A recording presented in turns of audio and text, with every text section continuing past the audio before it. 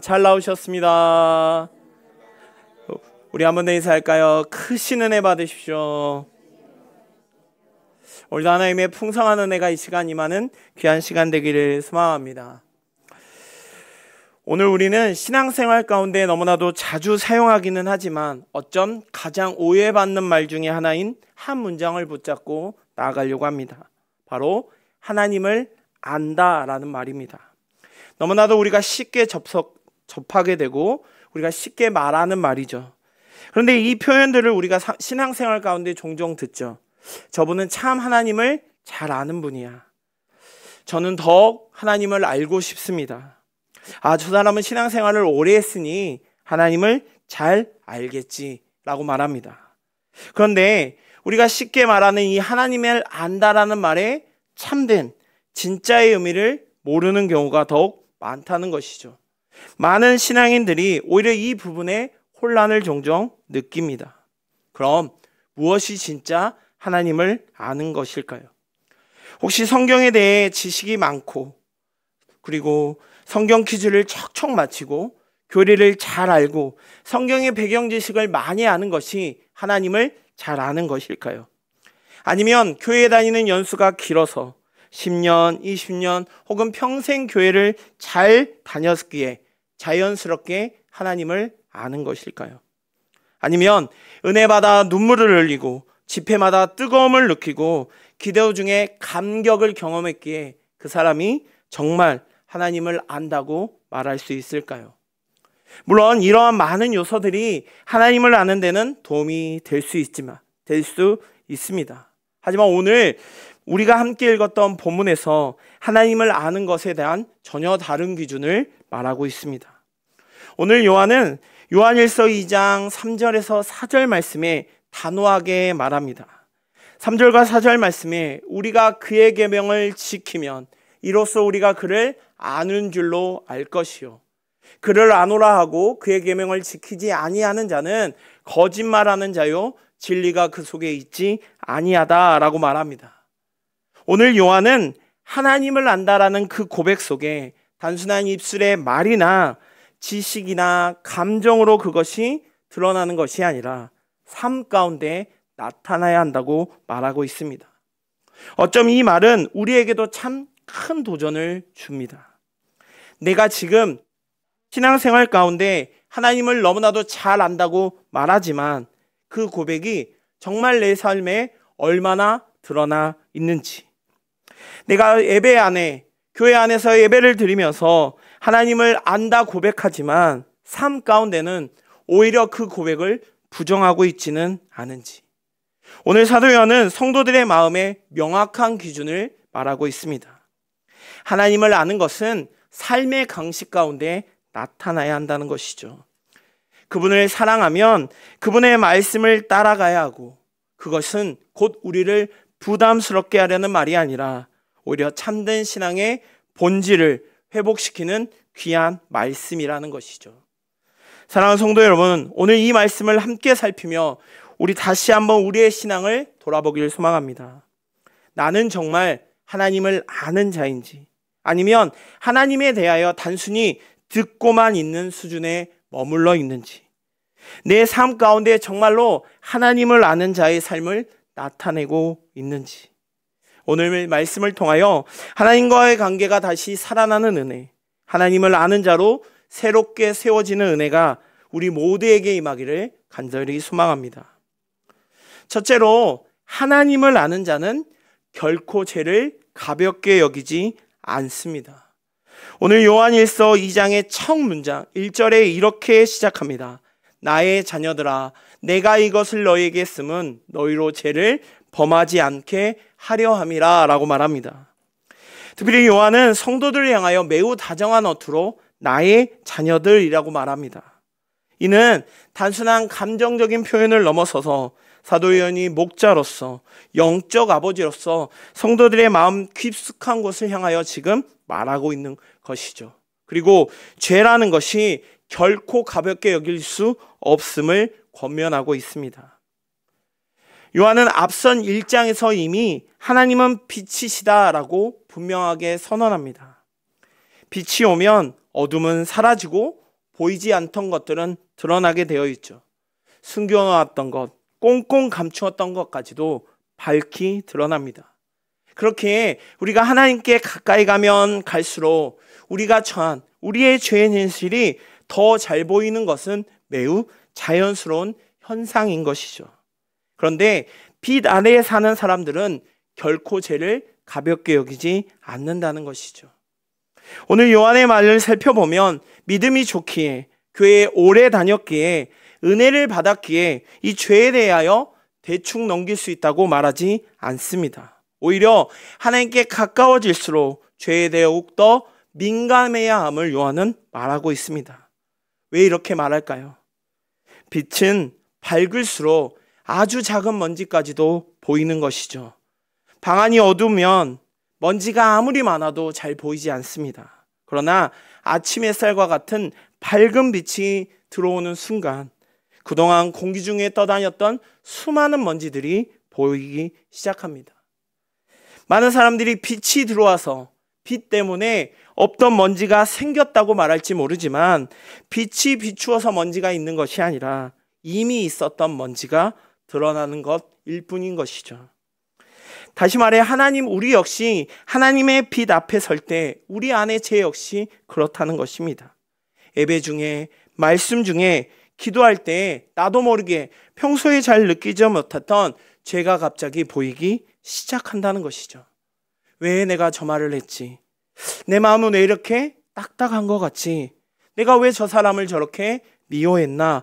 라는 마음이 드는 그것은 우리의 영적 후퇴가 아니라 오히려 우리의 영적 성장의 증거인 것이죠. 그런데 반면에 죄를 가볍게 여기는 신앙은 하나님과 점점 멀어지는 신앙입니다. 우리가 살아가는 세상은 점점 죄를 너무나도 가볍게 여김으로 죄에 대하여 둔감하게 우리를 만듭니다. 이 정도는 누구나 아는 거야. 다들 그렇게 하잖아. 너만 유별나. 하나님이 이 모든 것도 이해해 주실 거야 라는 말과 같은 말로 죄에 대해 점점 무감각하게 둔감하게 만들어갑니다. 하지만 로마서 6장 23절 말씀에 죄의 삭은 사망이라고 말씀합니다. 죄는 작은 균열 하나에서 시작할지 모르지만 그것은 결국 우리의 마음을 흔들고 나아가 가정을 깨트리고 심한 경우에 우리의 삶 전체를 무너뜨려 버린다는 것이죠. 그러기에 오늘 요한은 성도를 향하여 강하게 권면하고 있습니다. 너희가 죄를 범하지 않기를 원한다 라고 말이죠. 이 말은 요한이 모든 성도들이 죄 없는 완전한 성자가 되라는 것이 아니라 죄에 대하여 결코 가볍지 않는 죄의 무게를 알라고 말하는 것이죠. 그런데 이런 죄에 대한 무게 아래 우리의 마음이 연약해지고 쓰러지고 그로 인해 좌절할 수 있습니다. 그런데 오늘 말씀을 살펴보면 우리 하나님의 말씀 가운데는 죄를 심각하게 다루면서도 우리의 연약함을 깊이 이해합니다. 그러기에 오늘 요한은 이어서 말하죠. 만일 누가 죄를 범하였어도. 여기서 말하는 이 누가라는 것은 모든 사람을 말하죠. 요한 역시 잘 알고 있습니다. 우리 역시 연약하고 완벽하지 않고 아무리 죄를 멀리하려고 결심해도 넘어질 수 있다는 것이죠. 우리의 신앙의 현실 역시 마찬가지입니다. 죄를 미워하며 나아가지만 죄는 다시 찾아오고 죄로 인하여 나빴던 마음들을 회개하였지만 또다시 죄로 인하여 넘어질 때가 많습니다. 심지어는 새벽에 열심히 결단했지만 하루도 지나지 않아서 우리의 마음이 흔들릴 때도 많이 있습니다. 어쩌면 요한은 이러한 현실을 누구보다도 잘 알고 있었습니다. 그러나 거기서 요한은 멈추지 않죠. 그리고 그 다음 구절에 오늘 복음의 핵심을 담고 있습니다. 아버지 앞에서 우리에게 대언자가 있으니 곧 그리스도 예수 그리스도시라 라고 말합니다. 특히 여기 대언자라고 말하는 이 말은 헬라어로 파라크레토스라는 말로 이 말은 법정 용어에서 사용되는 말입니다. 죄인이 재판대 앞에 섰을 때 그를 대신하여 변호하고 옆에서 붙잡아 주는 자를 말합니다.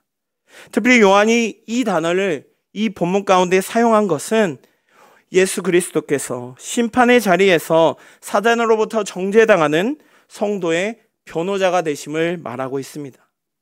사단은 욥을 고소하였듯이 오늘날에도 동일하게 하나님 앞에서 많은 성도들의 잘못과 부족한 점을 정죄합니다. 하지만 의로우신 예수 그리스도께서 진히 대언자가 되셔서 성도들을 변호해 주신다는 것이죠. 근데 여기서 우리가 분명히 기억해야 할 것은 예수님께서 우리의 죄를 없는 자처럼 죄가 있음에도 불구하고 없다고 하시는 분이 아니라는 것입니다. 오히려 예수님께서는 우리의 죄를 없어진 것처럼 만드는 것이 아니라 그 죄의 값을 반드시 지불하신 분이라는 것이죠. 그러기에 요한은 2절에서 예수님을 향하여 우리의 죄를 위한 화목제물이라고 말합니다. 다시 말해 여기 말하는 이 화목제물, 죄의 용서함을 받고 하나님의 진노를 면하게 하는, 다시 말해 예수님께서 화목제물이 되셨다는 것은 마땅히 죄로 인하여 죽었던 죄인을 대신하여 제물이 되심으로 말미암아 우리를 향한, 인간을 향한 하나님의 진노가 덮어지고 하나님과 인간 사이에 화목에 가게 하는 길을 여셨다는 것이죠. 어쩜 우리는 죄로 인하여, 죄의 무게로 인하여 좌절하고 연약하고 넘어질 수밖에 없지만, 그럼에도 불구하고 죄 때문에 넘어지거나 좌절하지 않을 수 있는 것은 우리의 대언자 되시는 예수 그리스도의 은혜 때문입니다. 사랑하는 성도 여러분, 하나님을 아는 자는 결코 죄를 가볍게 보지 않습니다. 말씀 앞에서, 기도 앞에서 죄를 민감하게 느끼는 그 사람이 하나님을 아는 자이죠. 그리고 그 죄를 볼 때 회개의 자리로 나아갑니다. 또한 죄를 지었을 때 좌절하거나 부끄러워 숨은 것이 아니라 오히려 예수님께로 나아가 나의 대언자 되시는 주님 앞에 나아감을 통하여 우리의 모든 죄를 고백하며 나아갑니다. 빛 되시는 그 예수님께서 우리의 죄를 드러내시는 것은 우리를 더욱더 깨끗하게 하기 위하여 비추시는 것처럼, 우리가 주님 앞에 나아갈 때 우리의 죄의 문제는 반드시 해결되는 것이죠. 사랑하는 성도 여러분, 우리가 하나님을 아는 자로서 죄 앞에 거룩한 민감함을 잃지 않기를 소망합니다. 또한 죄로 인하여 좌절하지 않고 나의 대언자 되시는 예수님께로 돌아오기를 소망합니다. 그것이야말로 하나님을 온전히 아는 자 될 줄 믿습니다. 매 순간순간마다 하나님을 온전히 아는 자 되기는 성도들 되길 소망합니다. 둘째로, 하나님을 아는 자는 그의 계명을 지키는 자입니다.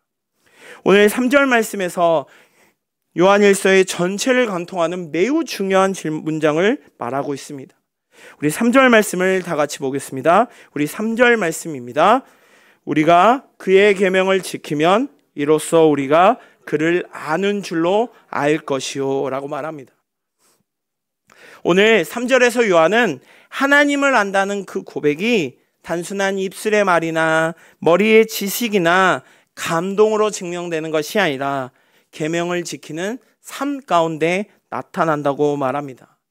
다시 말해 하나님을 말씀에 대한 순종이야말로 하나님을 아는 지식의 가장 분명한 열매임을 말하고 있습니다.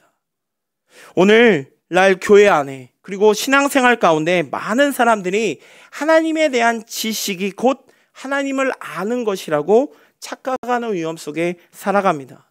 성경을 여러 번 통독하고 성경 공부도 오래 했고 신학과 관련된 책도 많이 읽었기 때문에 또 설교도 많이 들었기 때문에 이로 인하여 내가 하나님을 안다고 말합니다. 물론 이것은 너무나도 귀한 일이죠.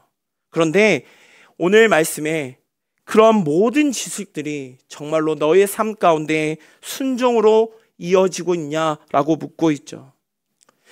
바리새인들의 모습을 살펴보면 그들은 율법과 전통에 대해 누구보다도 잘 알고 있는 자들이었습니다. 지식과 암송과 그리고 해석에 적용에 있어서 1인자들이었죠. 또한 사람들로부터 경건한 사람이라고 인정받았던 사람들입니다. 그러나 정작 그들이 그렇게 강조하였던 성경이 증언하는 예수님을 오히려 알아보지 못합니다. 그들은 하나님을 안다고 생각했지만 오히려 하나님의 아들이신 예수님을 십자가에 못 박는데 앞장섰던 사람들이죠. 그들에게는 지식은 많았지만 하나님의 말씀을 통한 순종이 없었기 때문입니다. 말씀에는 능통했지만 말씀의 주인이신 예수님께는 불순종했기 때문이죠. 오늘 우리에게도 지금 같은 질문이 필요합니다.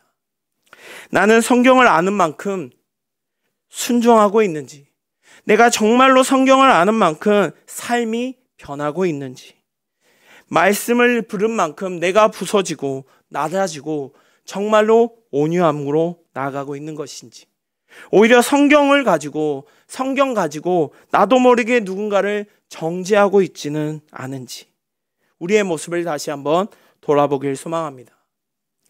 요한일서를 읽다 보면 초대교회 안에 매우 많은 감정적인 열정이 있음을 보게 됩니다. 그런데 그런 감정적인 열정과는 반대로 삶의 변화가 전혀 없는 사람들이 역시 많이 있던 것을 보게 됩니다. 마치 오늘날로 말하면 집회 때마다 눈물로 기도하죠. 찬양할 때는 손을 들고 내가 하나님을 찬양합니다 라고 고백합니다. 그리고 어떤 날은 예배 가운데 큰 감동을 받기도 합니다. 그러나 예배당의 문을 나가는 순간 그 감동은 완전히 사라지고 여전히 평소의 말투, 성격, 그리고 죄와 타협하는 패턴이 그대로인 경우가 많이 있다는 것이죠. 아무리 눈물이 있어도 우리의 마음 가운데 용서가 없고 미움을 품고 여전히 교만을 내려놓지 않는다면, 말씀 앞에 우리의 방향을 바꾸지 않는다면 오히려 그 눈물은 단순한 감정의 발산일 뿐이지 결코 하나님을 아는 지식의 열매라고 할 수 없습니다. 다시 말해 하나님을 안다는 것은 우리의 마음이 한번 뜨거워졌던 그 기억이 아니라 삶의 방향을 들고 발걸음이 바뀌고 선택이 변하는 것을 말하는 것입니다. 그래서 오늘 요한은 4절에 매우 단호하게 말합니다. 그를 아노라 하고 그의 계명을 지키지 아니하는 자는 거짓말하는 자요 진리가 그 속에 있지 아니하다라고 말합니다. 특별히 이 4절에서 요한은 매우 강한 표현을 느껴질 수 있습니다. 뭐라고 하냐면 바로 거짓말하는 자라고까지 말하고 있습니다. 왜 이렇게까지 요한이 말하고 있을까요? 내가 하나님을 안다고 말하면서도 그 고백 가운데 삶이 지켜지지 않는다면, 지키지 않는 삶으로 나아간다면 그 고백은 실제가 아닌 껍데기에 불과하기 때문이죠. 그를 안다고 하면서 그분의 말씀 앞에 순종하지 않는다면 그 말은 결코 진실이 아님을 말하고 있습니다. 그렇게 우리는 분명 불편한 말이지만 반드시 기억하고 짚고 가야 할 질문이 있습니다. 정말 내가 하나님을 아는 자인지, 아니면 단순히 내가 하나님에 대하여 말만 하고 있지는 않은지, 오늘 그 말씀 앞에 엎드려지길 소망합니다. 사랑하는 성도 여러분, 오늘 요한 1서에서 특별히 2장 말씀 가운데 요한은 하나님을 아는 자를 그의 계명을 지키는 자라고 말합니다. 여기서 말하는 그의 계명은 바로 요한복음에서 예수님께서 그의 계명에 대해 이렇게 말씀하시죠. 요한복음 15장 12절에 내 계명은 곧 내가 너희를 사랑한 것 같이 너희도 사랑하라 하는 이것이다 라고 말합니다. 하나님을 안다는 것은 단순히 하나님에 대한 지식을 아는 것이 아니라 하나님의 성품을 아는 것이고 하나님과의 관계 안에서 살아간다는 것입니다. 그리고 그것이 사랑으로 드러난다는 것이죠. 근데 우리가 쉽게 사랑이라는 얘기를 하지만 사실 우리의 삶 가운데 사랑을 드러내는 것이 결코 쉽지 않습니다. 오히려 하나님을 아는 자만이 이 사랑의 삶을 나타낼 수 있기 때문이죠. 자존심 대신 복음을 선택하며 주님이 원하시는 화해를 선택하는 모습, 내 이익보다 공동체의 유익을 더욱 크게 보는 것, 기분이 좋아지기 때문에 내가 뭔가 기분이 좋기 때문에 하는 것이 아니라 주님이 나를 사랑하신 그 은혜를 기억하기 때문에 사랑을 선택하는 것, 사람들의 실수나 어려움에 대해 정죄하는 것이 아니라 그들의 연약함에 손을 잡아주는 것, 그것이야말로 이 모든 것이 그의 계명을 준수하는 것입니다. 그리고 이것이 이미 구원받은 자녀로서 아버지를 기쁘시게 하는 것이자 은혜에 대한 감사의 응답인 것이죠. 그렇게 오늘 5절에서 이렇게 말합니다. 요한은 누구든지 그의 말씀을 지키는 자는 하나님의 사랑이 참으로 그 속에 온전하게 되었다라고 말합니다. 다시 말해 말씀을 지키는 순종 속에서 우리가 하나님의 사랑을 더욱 깊이 경험하고 깨닫게 되며 그 사랑이 우리의 삶 가운데 열매로 나타낸다는 것이죠. 말씀대로 살려 할 때, 하나님께서 우리에게 베푸신 그 사랑의 모습을 나아갈 때, 용서하려 몸부림칠 때 우리는 그걸 비로소 하나님이 얼마나 우리를 사랑하셨는지, 어떻게 우리를 사랑하셨는지를 더 깊이 알게 된다는 것이죠. 사랑하는 성도 여러분, 하나님을 아는 자는 단순한 머리의 지식으로 머무르지 않습니다. 많이 아는 만큼 더 깊이 순종하려고 합니다. 또한 감정으로 머무는 것이 아니라 눈물을 흘린 만큼 그 눈물에 합당한 삶을 살고자 합니다. 사랑하는 귀한 성도 여러분, 우리의 삶이 지식이나 감정이 아니라 사랑과 순종의 삶으로 하나님의 계명을 지키며 하나님을 온전히 아는 자 되는 삶을 사는 귀한 성도들 되기를 간절히 소망합니다. 세 번째로, 하나님을 아는 자는 예수님을 닮아가는 자입니다. 오늘 2장 6절에 이렇게 말합니다. 그의 안에 산다고 하는 자는 그가 행하시는 대로 자기도 행할지니라 라고 말합니다. 여기서 그의 안에 산다라는 것은 단순히 예수님을 믿는다는 고백을 넘어서서 예수님 안에 머물고 예수님과 연합된 삶을 살 것을 말합니다.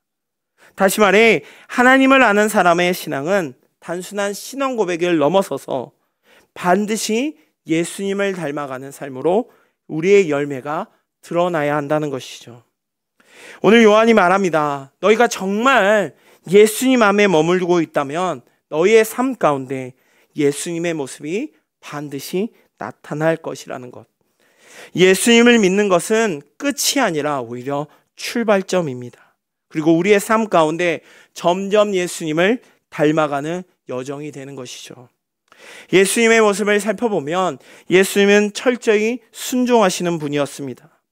이 땅에 오셔서 어떤 상황 가운데서도 하나님 아버지의 뜻에 순종했던 사람입니다. 예수님의 순종은 조건부가 아니라 절대적인 순종이었죠. 내가 원하지 않아도 나에게 손해가 되어도 예수님은 아버지의 뜻에 순종하셨습니다. 어쩜 우리가 살아가는 우리 역시, 우리의 신앙생활 역시 동일합니다. 하나님을 안다고 말하는 자들은 하나님의 뜻이 설사 내 생각과 다르다 할지라도 내 생각을 내려놓는 선택을 합니다. 누군가 너무나도 화가 나서 너무나도 미워함으로 나도 모르게 용서하기 싫지만 용서하고, 섬기기 싫지만 섬기고, 내 감정이 거부하지만 화평을 택하는 것, 그것이야말로 하나님의 말씀에 순종하는 모습인 것이죠.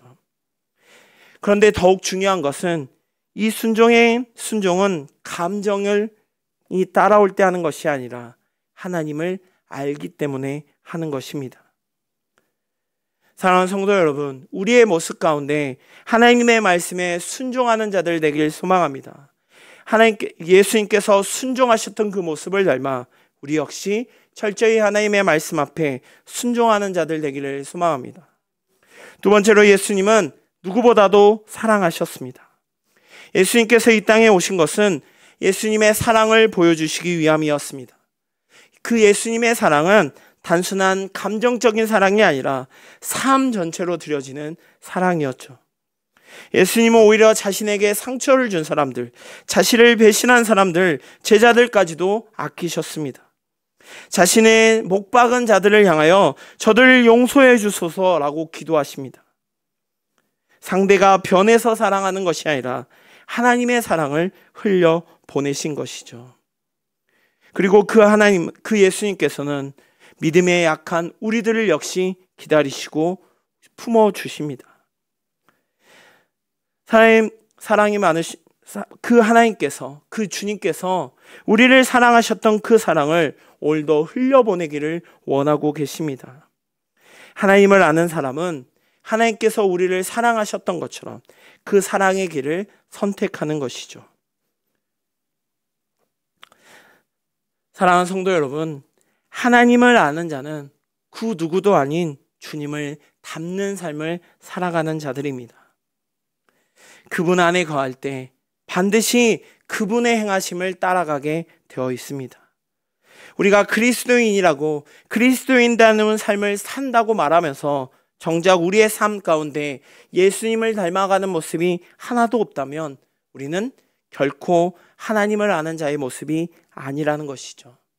말씀 앞에 순종하는 모습, 손해를 보다도 사랑을 선택하는 모습, 죄와 타협하지 않는 그 정직한 모습을 통하여 주변 사람들이 말하지 않아도 느끼게 됩니다. 아, 저분이야말로, 저 사람이야말로 정말 그리스도인이구나. 저 사람이야말로 정말로 예수님을 아는 사람이구나. 우리의 삶이 그렇게 말할 줄 믿습니다. 이것이야말로 진짜 신앙이자 하나님을 아는 자의 증거된 모습입니다.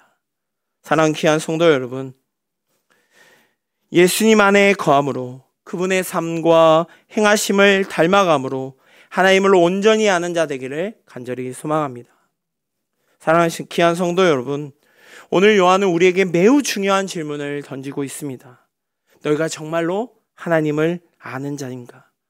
이 질문은 우리에게 단순히 신앙이 있냐 없냐가 아니라 그 신앙이 삶으로 나타나고 있느냐를 묻는 질문입니다. 하나님의 아는 자는 결코 죄를 가볍게 보지 않습니다.